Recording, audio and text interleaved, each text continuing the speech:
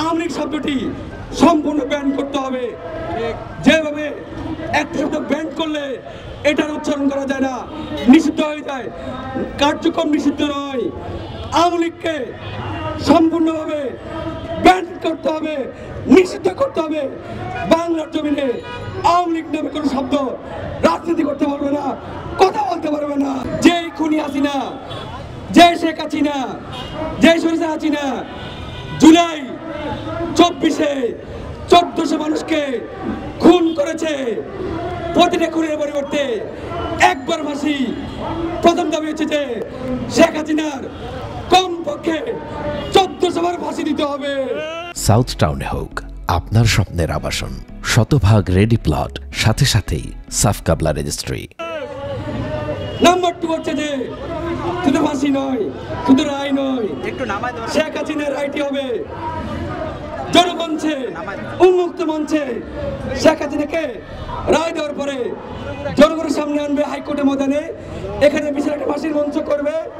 এই ফাঁসির মঞ্চ করে শেখ হাসিনাকে একবার নয়, দুইবার নয়, তিনবার নয়, শেখ হাসিনাকে 1400 বার ফাঁসির কাঞ্চে ঝুলাতে হবে।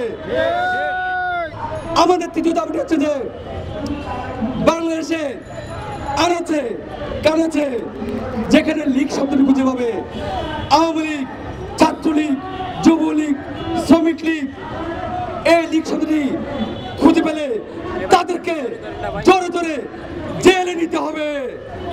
আমাদের চতুর্থ দাবিটি হচ্ছে যে আওয়ামী লীগ শব্দটি সম্পূর্ণ ব্যান করতে হবে। যেভাবে একটা শব্দ ব্যান করলে এটার উচ্চারণ করা যায় না, নিষিদ্ধ হয়ে যায়, কার্যক্রম নিষিদ্ধ নয়।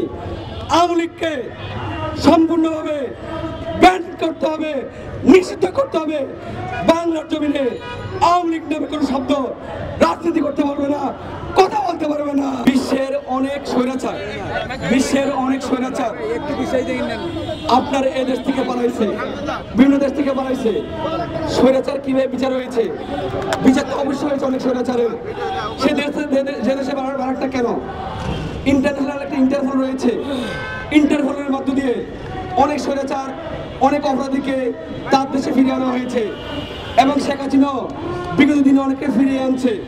অতএব যেহেতু শেখ হাসিনা ফিরিয়ে আনতে পেরেছে, আমরা মনে করি শেখ হাসিনা সহ যে সকল স্বৈরাচাররা, আওয়ামী লীগ নেতারা, খুনিরা এই দেশ থেকে পালাইছে, তাদেরকে যেখানে থাকুক না কেন সেই দেশ থেকে ইন্টারপোলের মধ্য দিয়ে এই দেশ থেকে এই দেশে নিয়ে আসতে হবে এবং তাদের ফাঁসির রায় কার্যকর করতে হবে। আপনারা জানেন যে শেখ হাসিনার সময় মানবতা বিরোধী অপরাধে অনেক নেতাকে বিনা অপরাধীকে বিভিন্ন দেশ থেকে এনে ফাঁসি দেওয়া হয়েছে। অতএব আমরা মনে করি ইন্টারপোলের মধ্যে দিয়ে শেখ হাসিনাকে এই দেশ থেকে আনা সম্ভব এবং তার ফাঁসি কার্যকর করা সম্ভব। আমাদের স্পষ্ট বক্তব্য ভারতকে বলতে চাই, ভারতের জনগণের সাথে আমাদের শত্রুতা নেই।